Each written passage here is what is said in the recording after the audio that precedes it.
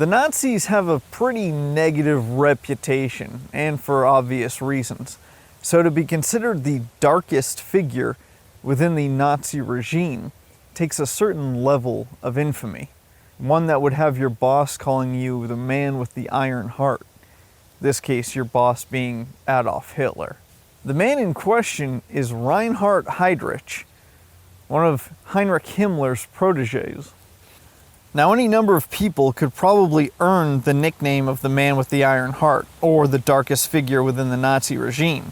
For instance, the guy that founded the intelligence agency of the SS, responsible for the arrests, deportations, and murders of those who resisted the Nazis, would probably be in the running. Whoever organized the Kristallnacht, or Night of Broken Glass, the coordinated attacks on Jews in Germany, presaging the Holocaust, they could also be considered. The chairman of the Wannsee Conference, which formalized the final solution and the plans for deportation and genocide of millions of Jews, Romani, and other groups, could also definitely be considered one of the darkest figures in the Nazi Party for sure. Reinhard Heydrich took it one step further, though, by doing all of those things. He was the man responsible, and on top of that, he was director of the Einsatzgruppen, the task force of death squads that chased the German army across Europe, killing anyone who may be counter to Nazi ideology. 2 million people in total. Of the 24 leaders of the Einsatzgruppen who survived the war, 18 were given death sentences for crimes against humanity. Heydrich earned his nicknames. He was told to find a solution to the Jewish question. His answer was the Holocaust. These are only a few of the things on his resume, so it was understandable why plans might have been made to assassinate him while he was stationed in Prague, specifically to curb Czech resistance in what was then Nazi Bohemia Moravia. Planning for the assassination began in Britain in October of 1941. 24 men were chosen from 2,000 exiled Czech soldiers.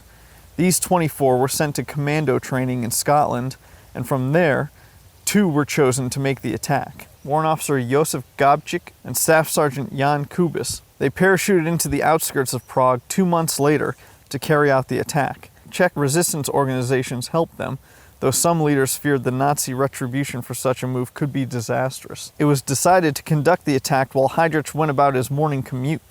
A hairpin turn outside of Belovka Hospital was chosen, knowing the car would have to slow down considerably. At 10:30 a.m. on May 27, 1942, the plan went into motion. As Heydrich's driver turned the open-top Mercedes limousine, Gabčík pulled a British-provided Sten machine gun out from under a raincoat, pointed it directly at Heydrich, and pulled the trigger, and it jammed. Heydrich yelled for his chauffeur to stop. As he pulled his Luger to shoot at Gabčík, Kubis, nearby, drew a modified anti-tank grenade hidden in a briefcase and attempted to throw it into the car. Due to its weight, it fell short, landing against the rear wheel and detonating. This was enough, though. Fragmentation ripped through Heydrich's stomach, spleen, and lungs. Despite his wounds, Heydrich exited the car, chasing Gabčík, while his driver, Johannes Klein, went after Kubis, who was fleeing on bicycle while shooting his Colt pistol. Heydrich and Gabčík fired their pistols at one another until Heydrich's injuries caused him to collapse.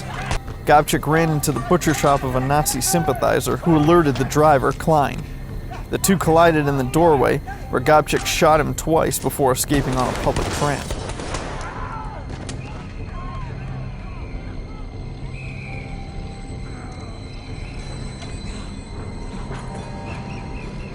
Heydrich was taken to Belovka Hospital nearby while multiple doctors treated his wounds and attempted to remove shrapnel.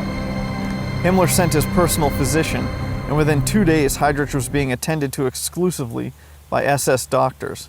Despite appearing to be in recovery, he developed a fever, and during the lunch on June 3rd he collapsed and went into shock, and then a coma. By 4:30 a.m. the next morning, he was dead of sepsis, according to the autopsy.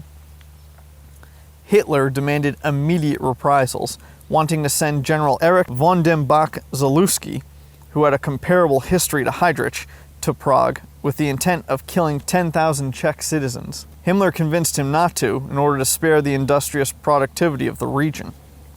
This didn't stop the SS from arresting 13,000 people in Prague and sending most to concentration camps. The towns of Ležáky were thought to harbor Czech army officers exiled to England. Less than a week after Heydrich died, martial law was imposed. Eventually, a radio was found, and the SS surrounded the town and killed all of the adult men and women. 13 children were spared. The only children deemed racially suitable were 2 girls who were sent to Germany as Germanized servants. The other 11 were killed at Kelno extermination camp several months later. Here, in what remains of Lidice, a similar situation had already occurred. The town was surrounded, and then all 173 adult men, or men over the age of 15, were taken to a farm on the outskirts of town where they were shot. Around 200 women and around 100 children were taken to the concentration camps, where only 7 were considered racially suitable and were selected for Germanification. They were sent to live with families of SS officers. Of those 100 or so children, only 17 would survive the war. Over 80 were killed in gas chambers at concentration camps. The town was completely destroyed.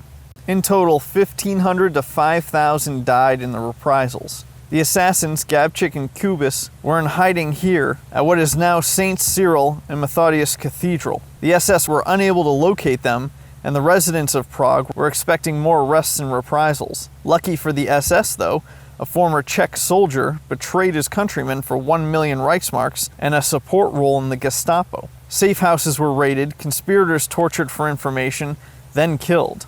The church was isolated, and 750 Waffen-SS laid siege.